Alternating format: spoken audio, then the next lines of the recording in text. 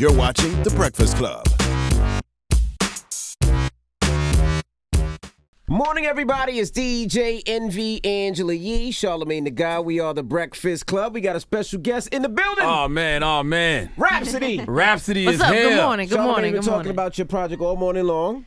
He hasn't shared anything with us. No, I haven't. It's just one of those things where, like, you know, I'm listening to it and I'm like, wow, like this is really, really, really good. Thank you. Like really phenomenal on a lot of levels. The fact that you can hear the love we put in it too over 2 years, that means a lot. It took you 2 years to make this album? I took my time. We worked on it 2 years. I recorded maybe 80 songs for this record. Wow. And we chopped it down to 14. So How long ago was the EP Crown? How long ago was that? Like, I was about 80% done with this album when I did Crown. okay. Yeah, so Crown was November 2016. Layla's Wisdom. First of all, who is Layla? That's my mom's mom. Okay, That's my your grandma. Yeah, Big Mama. Big mama. Yeah, you know, she had 14 kids, 100 and something grandchildren. I'm on. Wow, I 100 got and about something 5. grandchildren. I'm one of 150 grandchildren. That's Well, I'm from crazy. South Carolina. She's from North Carolina. There's not much to do down there. Like, Goodness gracious. But make What love. y'all do Secret Santa and stuff? Oh, you was raised Jehovah's Witness. I was raised Jehovah's So Witness. there's no me Secret too. Santa. Yeah, I was raised Jehovah's Witness. Oh, so we here? Okay. Yeah, Kingdom Hall my whole life. Oh, that's what it was. Never know Christmas. I ain't have none to of that worry stuff. about remembering birthdays. None You of know, that. Christmas. We was watching Christmas Story and kicking back. Yeah. Yeah. So that's what it was. Wow. How long have you and Ninth Wonder been working together? Because it's been like since the beginning. Yeah, he's been there from the jump. I met him. What was it, the fall of 2005? Sheesh. And he kind of took me under his wing, mentored me, and he signed me in 2009. So he's been there since I wrote my first 2 raps. Like, That's nice because not a lot of people manage to stick it through for that long.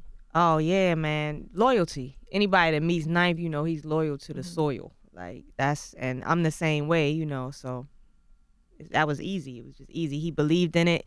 He never made me do anything I didn't want to do. Like I remember going in early before I got with Ninth, and I met this manager, and I just got off work, and he looked me up and down. He was like, "Oh, we gonna doll you up, put you in heels," and I was like, "Nah."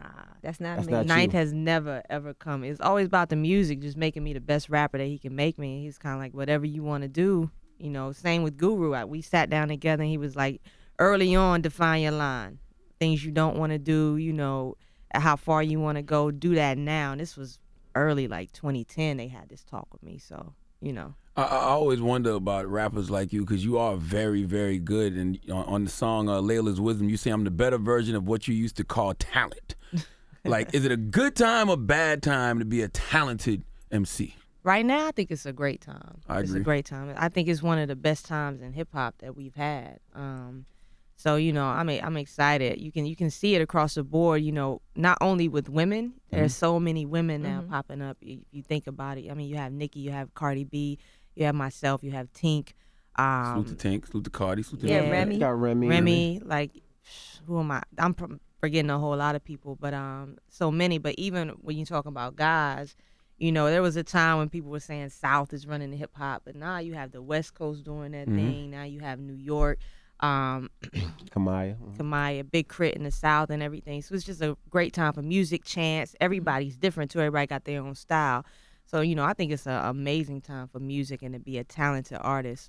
It's like the wave is really changing and people care now about feel like- lyrics. Go ahead. I'm sorry. No, you're good. I feel like with female MCs, like people could say that like it can only be one at a time. Like, Yeah. you see it. Why is that?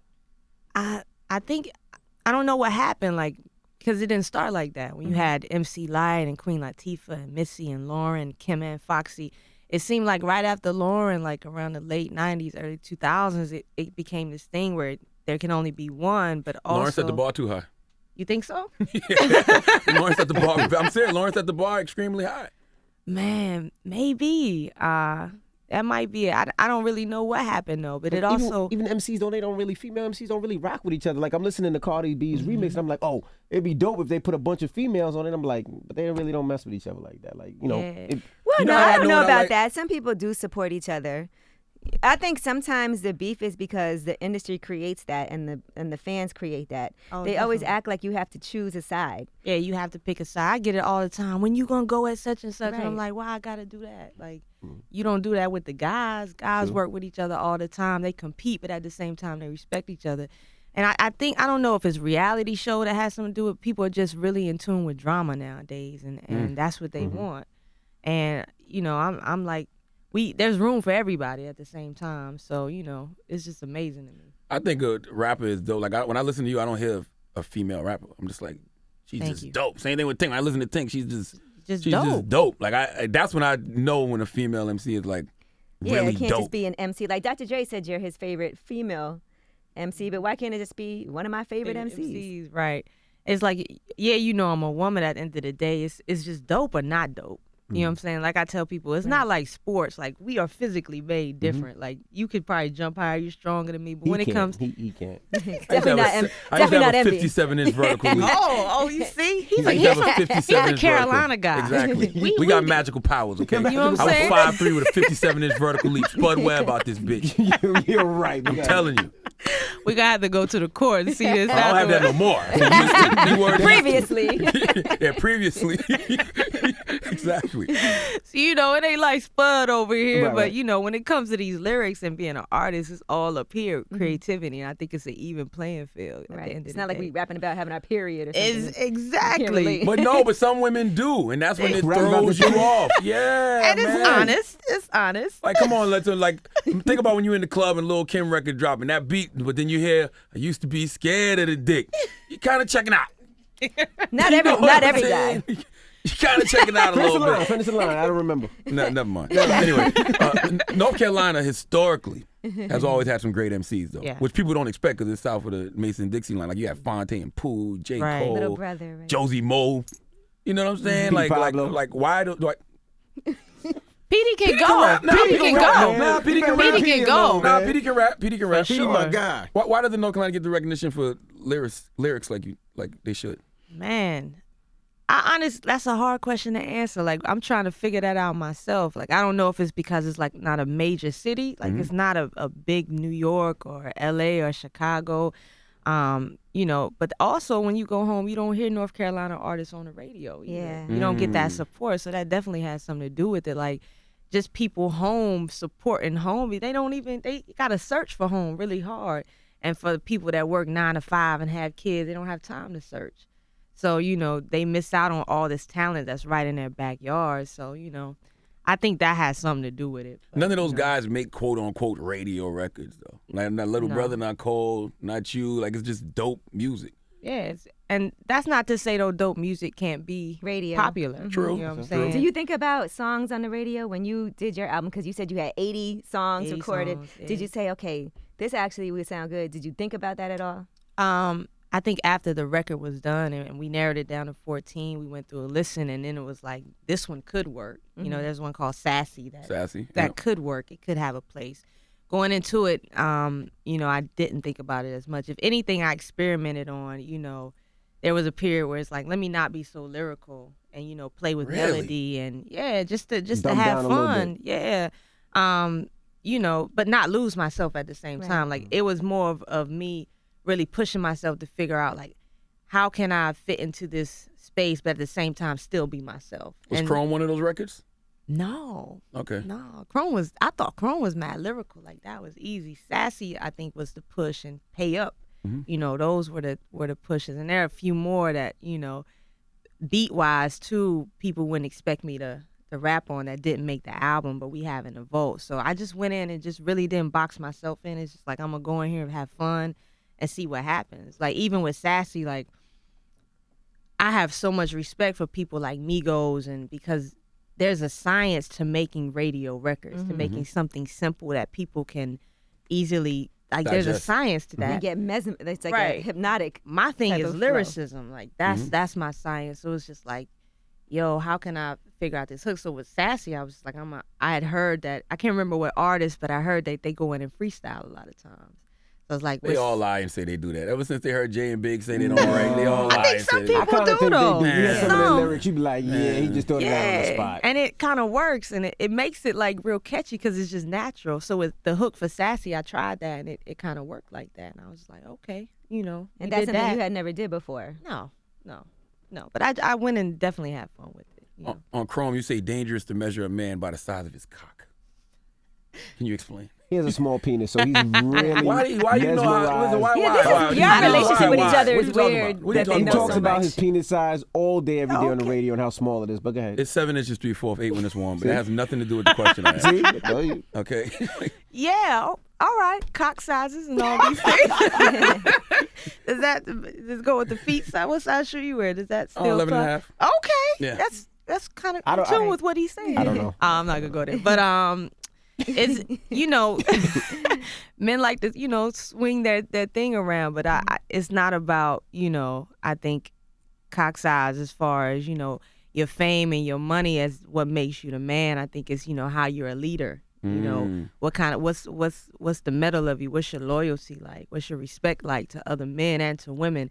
That's what makes you a man. Like I think about Jay, for example, and I just look at how he leads and the people that he brings up with him. Like that's what I respect. Like Jay brings people with him. I look at Rock Nation and how he's built that and how he supports Puff with Ciroc, and he won't have a white liquor because he don't want to compete. Like those are the things you respect about people. Not his dick size. Not his dick size. I mean, he has rapped about the size of his dick, though. Yeah, I mean, he you said know. his Jigga Man's dick is Cognation. like a baby arm. He's like, yeah, he did say that. Those are the lines you remember, huh? He did say that. Those are the lines you He remember. did. So he's got the best of both worlds.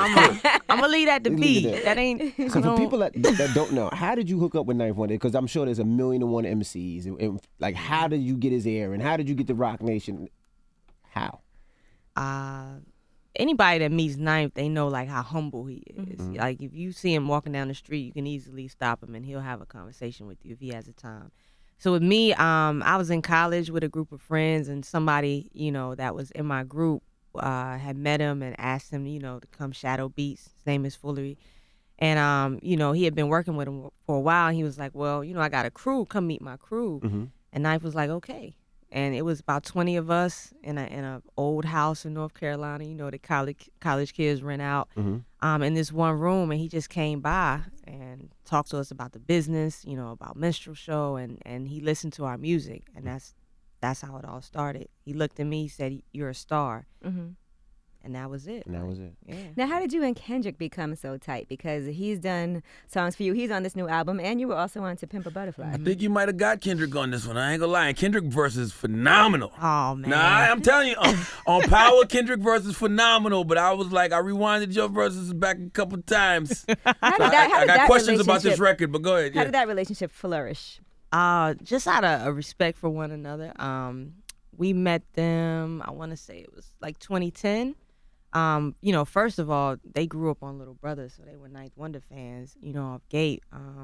And we were just in love with their music. Like, I think the first project I got on was Overly Dedicated. Like, that was my first introduction.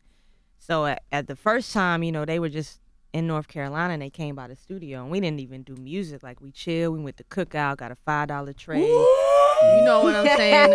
A little milkshake. Ooh, banana pudding milkshake. Yeah, I was Come like, on now. I mean, North Carolina, we got to take you by Cookout. Absolutely. So it was just a thing like that. Like, we respected each other as artists and people, and, we just continue to build on that and send music back and forth, and we just created this relationship. It's easy. We respect each other, and it's just that easy. That's what it is. Now, your two verses on Power are phenomenal. Did you send those to Kendrick and then he did. laid his vocals? I did. I sent Okay. him 5 records. I was You're like, he's going to get on One one of these. he's gonna get on. I didn't know. Just give him some He could have not options. liked any, but I definitely gave him some options because he's so versatile. You never know what kind of space he's in. So I was just like, I'm gonna send these 5. If you hear something you like, I appreciate the blessing. So Power was one of them, and You Should Know was the other. He just didn't have time to get to You Should Know, but That's why he went so crazy on Power. Because your verses on that song are phenomenal. So I'm like, thank you. he went crazy. Like Jamaican accent, like Kendrick really dumbed out on that song. Like, what is Power to you, though? Like, what's power to you? Man, power to me is for one, I think knowing who you are. First, you got to know yourself, before you know what to do with your own power. You got to love yourself, respect. There's power as women bringing life into this world. Some people put power in money. That's never been my thing. But I think, people are going to find power in different things. Some people put power in God, so power comes in different forms. And I think that's what the record is about. Like, what do you take and give your time to put power and energy into? Some of it is negative and some things are positive that can really build from you. So that was just the whole idea of the record. Like, you know, as a woman, I think it's powerful that I'm a woman that could bring life into this world. And, you know, people like to say women are emotional, but that's also powerful. I can connect with you on a whole nother level that sometimes men don't tap into, they can't connect with. Right. You know, that's power to me, you know, just recognizing what is your power. Now, you mentioned Kendrick and you mentioned Hove earlier. Who was your favorite MC? Who did you grow up listening to? Oh, Lauren and Jay-Z equally had the biggest influence on me. Lauren, you know, one, because she was a female and she was so versatile and she was out rapping guys, best rapper in a group of two guys. Praz would say otherwise. And I'm lying. When did Fry say otherwise? Look, I was like, shout out to Prize. Ghetto superstar still, baby. But nah, she barred you up. I'm just gonna say it. But it was dope too, cause she was a tomboy and I could relate that. I was a tomboy, but with Miseducation too, she could flip it and also be like, yeah, I have a beautiful body too. Like there was this beautiful balance and honesty in Lauren's music that I loved. And you think about Lost Ones, you know, she talked about it from a male and a female perspective. So it's just like, you know, I'm touching on everything. Everybody's gonna be able to relate. Cause I hear a lot of times like guys say I can't relate to a female rapper. Like that's not true. I listen to your music and I'm not a man, but I can relate to it. Or like X Factor, that song, I think everybody that has so much emotion I hated that to record. this day. Right. And Why did you hate that record? I mean, I hated it because my mom was going through a divorce with my father, and she would play that record over and over. It's attached to a bad memory. That's what it is. Oh man, that's what music does. And I didn't realize that does, until though. I got older. Like when I got older, I realized like I can't stand this record because I realized that I thought she was just cool back in the day playing Lauryn Hill. Like she was in pain. Yeah. So I get that's what music does. You attach it to a memory. That's what it's supposed to do. But yeah, that it was Lauren, and even I read Dakota, and Jay talks about how much Miseducation influenced him. So I just thought that was really dope, like that a woman, you know, is influenced you like that. And then Jay, just for the lyricism, like his wordplay, what he does with metaphors.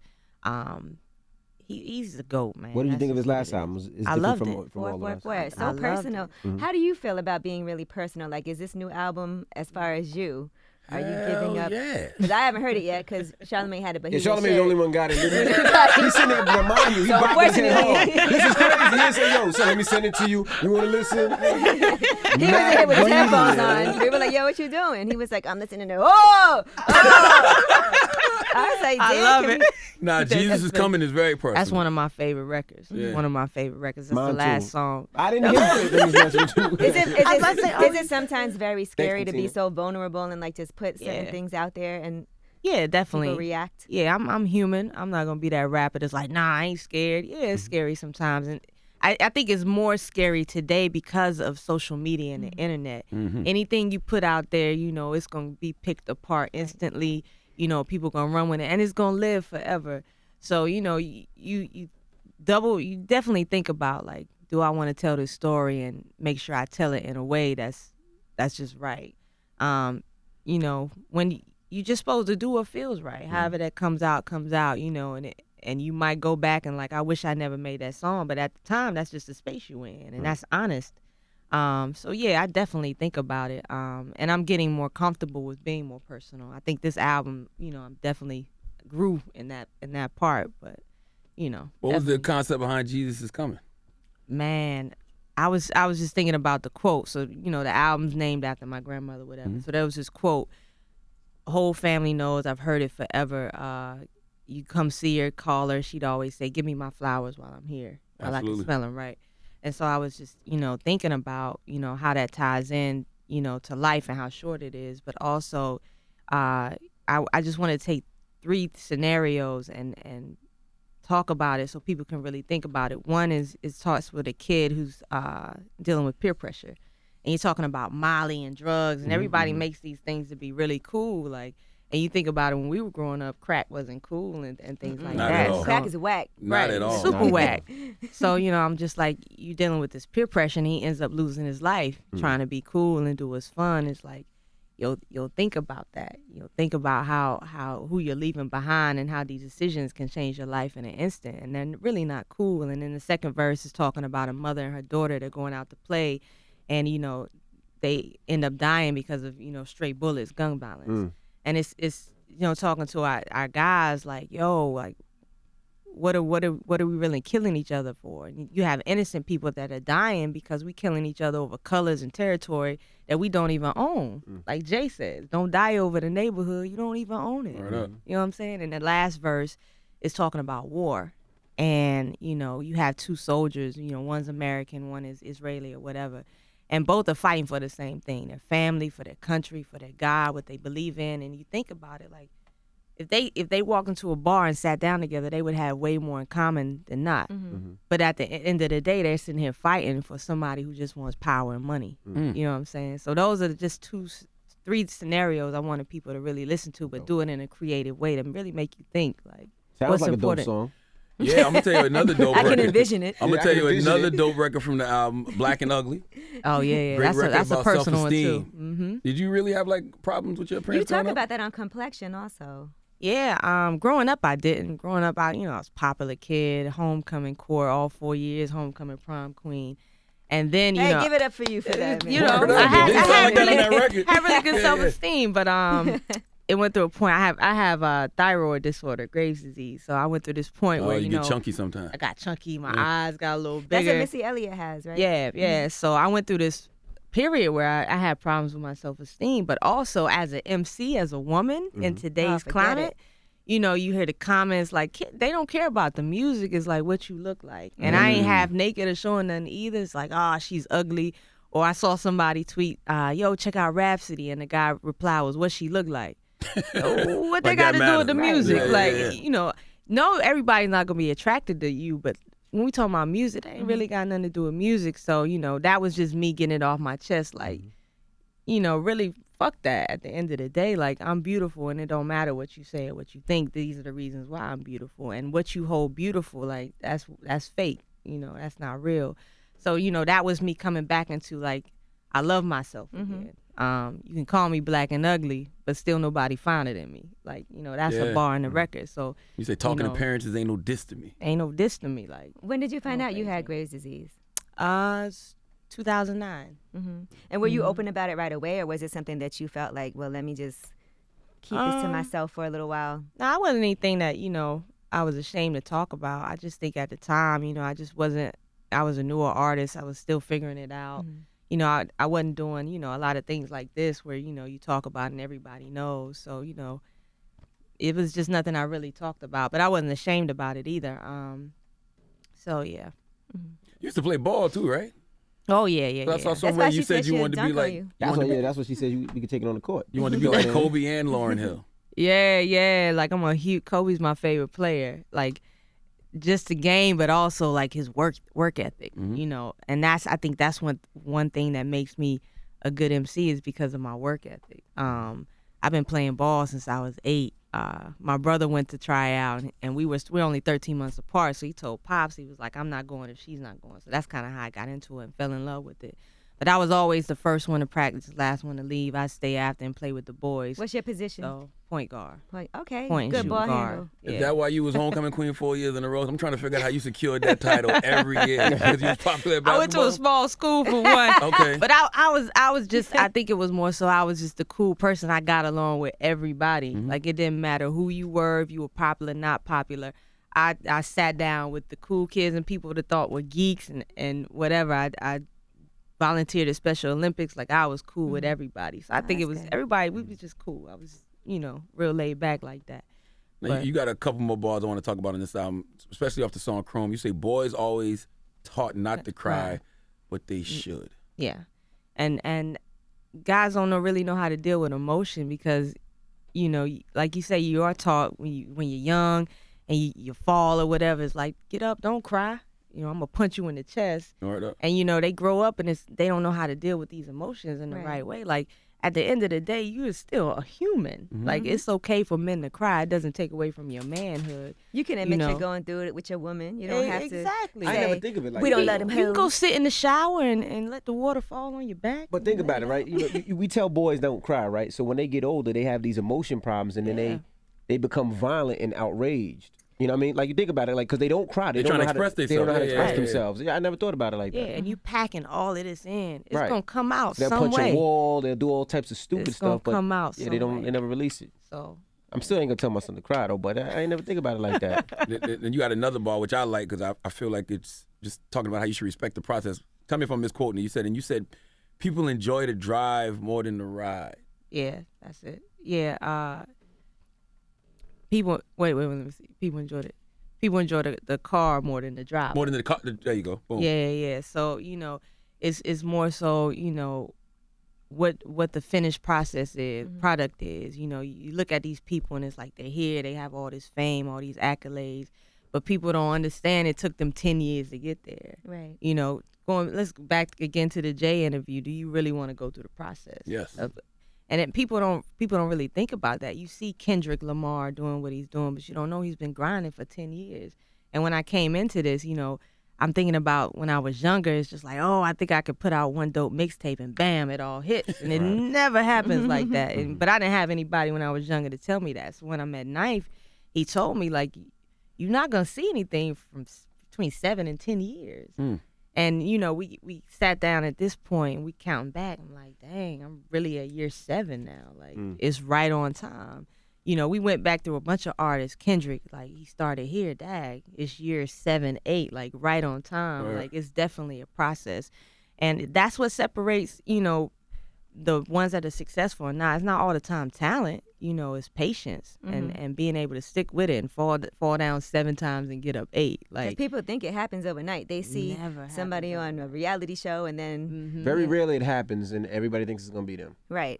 That's why I love that line, though, because I got a whole chapter in my book about just the process. I call it putting the weed in the bag. Like, before you hit the block and get money, you got to bag up. You do. Like, people don't respect the process anymore. I don't know if it's because of the era we live in where everything's so instant. It's so but quick, it's just like right. people don't respect the process. Quick gratification. They see things instantly, live in the moment. It's amazing. I'll put out a record and 2 weeks later, it'll be like, all right, when's the next one coming? I'm just like, Damn. I spent 2 years on busted this. my ass Yeah, on yeah, you getting yeah. over it in 2 weeks. So yeah, definitely. I And gotta that- read your book too. I got you. Okay. And now you're signed to Rock Nation as well. Yeah. So what was that? partnership. Now, who made that happen for you? Was that Guru? Was Knife Wonder? Was Guru has always had that relationship with us and Rock. So, that was definitely one. Knife too with working with Jay on Black Album. But, the guy that really kicked it off was a guy by the name of Spanish Rand. Woke up one day and had an email. And it's like, we'd be interested in talking about having a partnership. And that just kind of got the talk started. So he was really like the Kickstarter. Lenny S helped a lot with that. But it was dope to come in and we already have these relationships. Right. Guru's been with Rock forever. Knife has a relationship starting with the Black Album. So I think it made the process a little bit easier because everybody's coming in and they all know each other. But, that's just kind of how the cards stack. Like, How hard are they on you? Because you don't get an album like this without constant do it over. This can be better. Like, it's damn near perfect. Word. wow, that means a lot. To be honest with this one was probably the most easy and fun and free for me because I had to put in so much work, 8 projects all in. So with this one, I recorded a lot of it by myself. Like I would stay in the studio, write, do the record and run in the booth, record it. And Knife would come in the next day and be like, all right, he might be like, fix this one line or I'm gonna do this. But, those other 8 projects, Knife put me through some work. Like, I went Boot through camp. rap camp for real. Like, I was telling somebody, Murs came down one time and we was working on a song, a verse I was doing for Murs. I can't remember which one, but I had to do the take. I had probably did that take 20 times. And Murs was like, dag, Knife, like, you really hard on her. And I'm just like, nah, this is what I want because I can't get better without this. Like, does it get frustrating? Yes, it definitely gets frustrating. There are days like I get so frustrated, I'll be like, I don't want to do it anymore. But at the end of the day, I always came back. Always had Ninth and the team to reel me in. So I definitely went through boot camp. Before I put out my first mixtape, I probably recorded 100 songs that'll never see the light of day because they just trash. Yes. Do you ever go Voice back all and high listen? pitched. And, no, I can't. It's painful. Knife likes to mess with me sometimes. He'd be like, "You remember this?" And he'll play it all out. I'm like, "Come on, man." It's part of the process. It's though. part of the process, but it's dope to see how far I've came and how all of that work paid off and sleeping in the studio. Like when I work on albums, I sleep in the studio. I bring a bag, get on the couch, we got a shower, and it's just grind. Do you feel the need to put North Carolina on? Because coming from where we've come from, that's always a dream. Like you feel the need to put other people from there on? If you dope, I rock with you. You know, I can't say just because it's North Carolina, I'm be like, you know, if it's dope, I'm going to support it no matter where you from. That's just how I am. Like, I just like to support dope things. But, you know, it's good to represent for the state and show, like, there's a lot of talent here. Absolutely. You know, so especially when I hear someone that is dope and they from North Carolina, you definitely, like, wave you and clap your hands a little harder. But, you know, I think, you know, it helps having, you know, Lil Brother, Ninth Wonder, now J. Cole, and, you know, and I'm making my lane. So it helps to see, like, artist after artist, like, yo, North Carolina really does have some talent. Let me start paying attention. We have a young kid by the name of Ruben Vincent that we've been working with. Been rhyming since he was 13. Amazing. Like, the talent from North Carolina is crazy. Who's GQ? GQ? He's on the riding joint. He's tough. Yeah, GQ's from Oakland. Oakland, he's a rapper from Oakland. But who's your team in college sports, basketball? The You a Carolina fan? Yeah, okay, Gamecocks. So GQ played for Carolina in, I think, 2005 to 09. He won with that 2005 team. You know him as Quentin Thomas, number 11. He played backup for Raymond Felton when he got hurt. So, you know, he's the guy that breaks that idea of ball players can't rap because he's amazingly talented. He might be a better rapper than a better baller. I'm still clear. trying to decide. He didn't make it to the league. I mean, that's... That was a knee injury though. It wasn't because of talent. I want him to tell the story when he tells it, but I know he was trying out for the Lakers and he hurt his knee and got the call from Ninth the same day. Man, he like the dude That's from crazy. Loving Basketball for real, Quincy. That's what happened to Quincy. Quincy played for the Lakers and hurt his knee. Hurt his knee and got a call from Ninth the same day. Like, Wow. That's crazy. So what happens to those songs that didn't make the album?